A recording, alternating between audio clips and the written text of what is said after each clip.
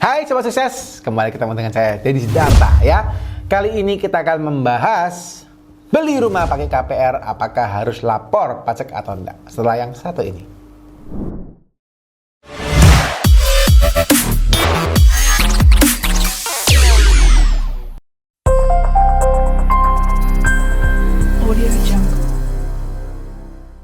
Nah, ini adalah kasus yang sering teman-teman juga tanyakan di DM. Jadi saya buat satu video khusus buat teman-teman soal ini ya, yaitu apakah kalau teman-teman beli rumah pakai KPR harus lapor pajak atau tidak ya? Karena banyak yang bingung bagaimana Anda melaporkan pajak Anda atau terutama melaporkan harta Anda di SPT tahunan ya.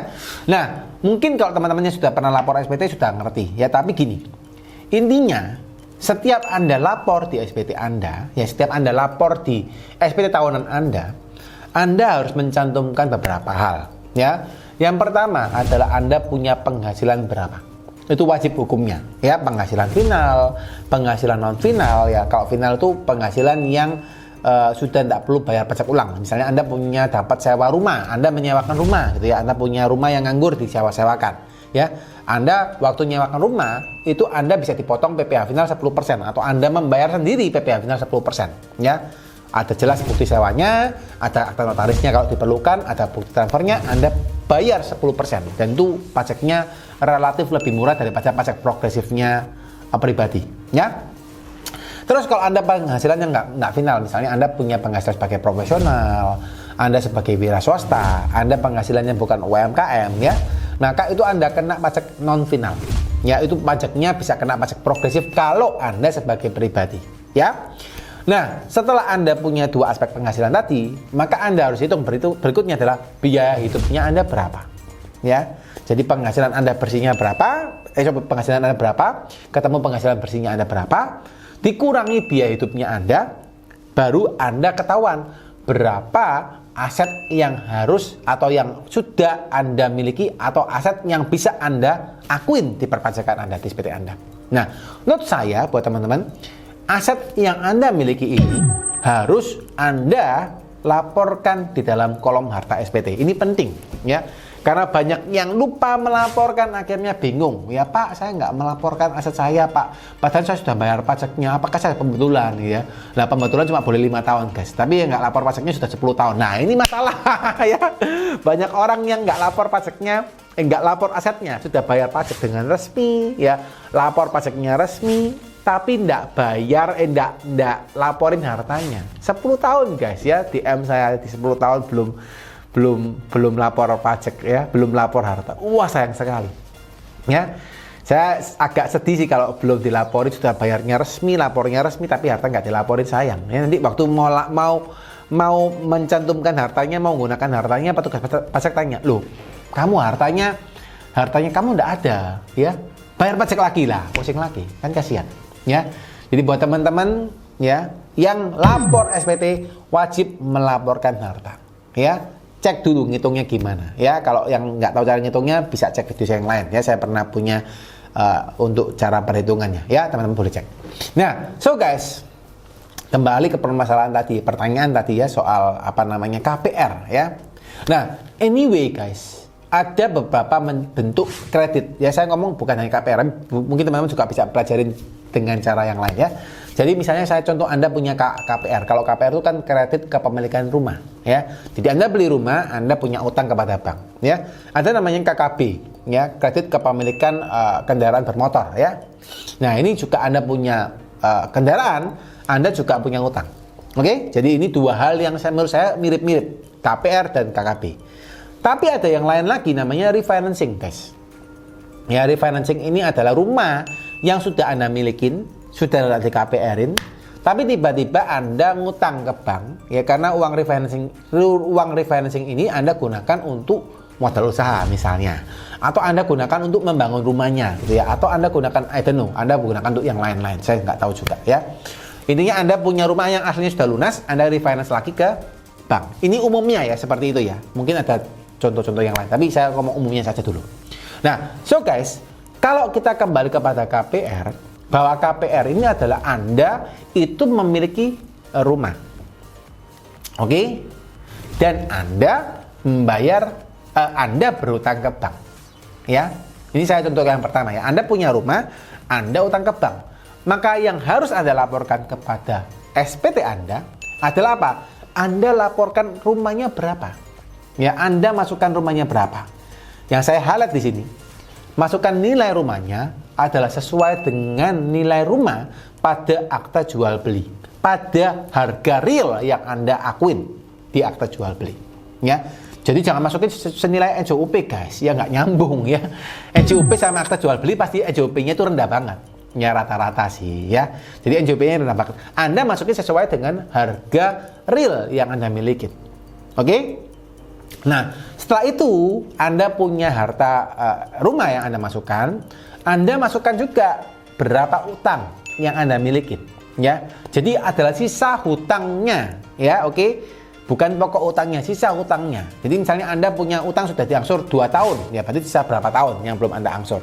Tapi itu Anda tulis aja sisa pokok hutangnya guys ya, bukan termasuk dengan bunga-bunga yang mengikuti. Karena kalau Anda minta ke bank, harusnya bank itu akan kasih tabel, ya.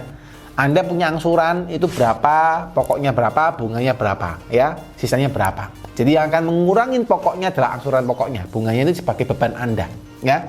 Nah ini Anda lihat berapa sisa utangnya Anda masukkan juga ke dalam kolom SPT Anda. Jadi ada misalnya Anda punya rumah, belinya misalnya 2 miliar misalnya ya. Lalu Anda ternyata utang 1,5 miliar.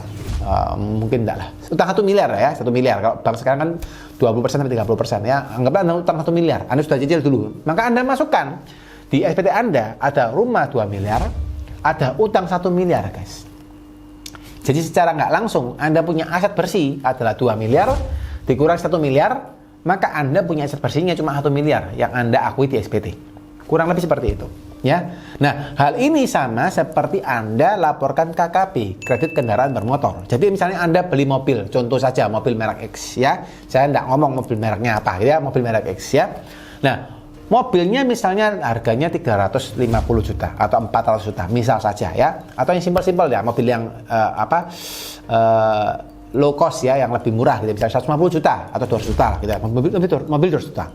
Anda utang sama bank misalnya 150 juta. Maka Anda masukin di kolom harta Anda itu ada mobil kendaraan ya, mobil X gitu ya. Harganya 200 juta sesuai dengan harga beli Anda ya. Terus Anda masukin di kolom utangnya adalah utang yang belum Anda bayar itu berapa. Ya. Jadi Anda tahu, oh ternyata saya misalnya punya 200 juta mobilnya, utangnya 150 juta, maka Anda sedang punya itu harta bersihnya cuma tinggal 50 juta. Ya, tahun depan Anda ngangsur, utangnya tinggal 100 juta, maka Anda tinggal masukin utangnya sisa 100 juta. Ya, jadi seperti itu, jadi terus-terusnya.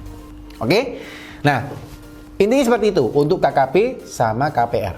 Nah, kalau untuk refinancing, kalau untuk refinancing ini beda ceritanya. Kenapa? Karena gini. Konsepnya Anda sudah punya rumah dan seharusnya rumahnya itu Anda masukkan ke dalam SPT Anda. Jadi Anda punya rumah nih, misal saja Anda punya rumahnya 2 miliar. Saya contohkan sama ya.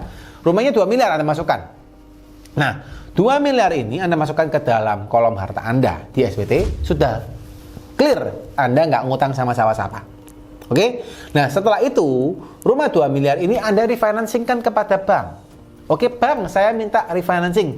Rumah saya harga pasarnya 2 miliar nih. Belinya 2 miliar nih, tapi harga pasarnya misalnya ya. Anda belinya 2 miliar, nilai pasarnya adalah 3 miliar ya. Nilai pasarnya 3 miliar. Nah, 3 miliar ini itu dinilai sama bank 3 miliar. Yang boleh keluar misalnya cuma 2,5 miliar misalnya ya. Jadi teman-teman jangan bingung ya. Karena gini, harta yang dicantumkan di SPT adalah nilai perolehan Anda, nilai beli Anda, simpelnya gitu. Ya. Tapi Anda nggak usah rubah-rubah. Kalau ternyata nilai perolehan Anda 2 miliar, kan harga rumah ini kan naik. Misal rumah ya, misal Anda punya rumah ya, nilai rumah ini kan naik, misalnya jadi 3 miliarnya. 3 miliar ini Anda nggak usah merubah di SPT Anda jadi 3 miliar, nggak perlu guys. 2 miliar ya biar 2 miliar, karena nilai SPT adalah nilai perolehan. Untuk harta yang bergerak ataupun harta nggak bergerak, itu dimasukkan harta perolehan. Tapi untuk harta tunai, ya, harta tunai masukin nilai akhir. Jadi misalnya Anda punya uang tunai di bank, ya masukin nilai akhirnya berapa. Ya, jadi kalau harga bergerak atau harta nggak bergerak, rumah, mobil, kendaraan, ya tanah gitu ya, Anda masukkan harga belinya saja. Oke, nah kembali ke tadi ya, harga rumah 2 miliar belinya, di appraise sama orang bank, dinilai orang bank 3 miliar. Keluar kreditnya adalah 2,5 miliar. Ya. Nah, yang perlu Anda perhatikan, ketika Anda refinancing, yang akan terjadi, Anda sedang memiliki tambahan uang sebesar 2,5 miliar dan Anda sedang memiliki hutang tambahan juga sebesar 2,5 miliar. Jadi pekpok itu equal, sama gitu ya. Jadi Anda tidak perlu bingung. Ketika saya refinancing, maka Anda harus tambahkan komponen uang tunai ya di SPT Anda, di harta 2,5 miliar.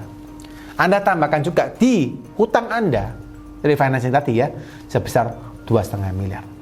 Jadi jangan sampai Anda lupa mencantumkan, terutama yang KPR, yang sering tanya orang yang KPR ya. Jadi KPR lupa dimasukkan di dalam SPT ya. Jadi teman-teman yang punya KPR, masukin. Refinancingmu juga dimasukin. Hartanya, uang tunainya, rumahnya, utangnya masukin semua. Ya, semoga jelas penjelasan saya hari teman-teman. Semoga dapat dipahami. Buat teman-teman yang happy dengan video ini, silahkan di like, di share ya, dan di subscribe ya, supaya teman-teman selalu dapat update terus video terbaru dari saya. Lalu buat teman-teman yang pengen bertanya, silakan klik kolom komen, silakan komen di bawah ya. Terus tanya silakan, nanti saya akan coba balas. Tapi kalau yang pengen dapat respon cepat, teman-teman boleh follow saya di Instagram ya. Boleh follow saya juga di The Consulting, ya, tapi di Siddhartha mungkin lebih gampang balasnya. Di The Consulting itu perusahaan saya juga ya. Nah, teman-teman juga boleh DM ya, DM saya, supaya saya akan coba balas pertanyaan teman-teman yang memang butuh request, perlu pertanyaan lebih cepat gitu ya, perlu cepat dibalas ya. Kurang lebih itu teman-teman untuk pertanyaan ya. Kurang lebih teman-teman ya, semoga jelas. Lalu buat teman-teman yang pengen belajar soal perpajakan, lihat klik link di bawah, banyak sekali di deskripsi ya. Banyak video-video series yang bisa Anda pelajarin, banyak e-course yang Anda bisa pelajarin. Silakan klik link di bawah ya, deskripsi di bawah ya. Sekian, semoga jelas dan selalu sehat, diberkati, selalu sukses dan selalu happy buat teman-teman sekalian. Baik.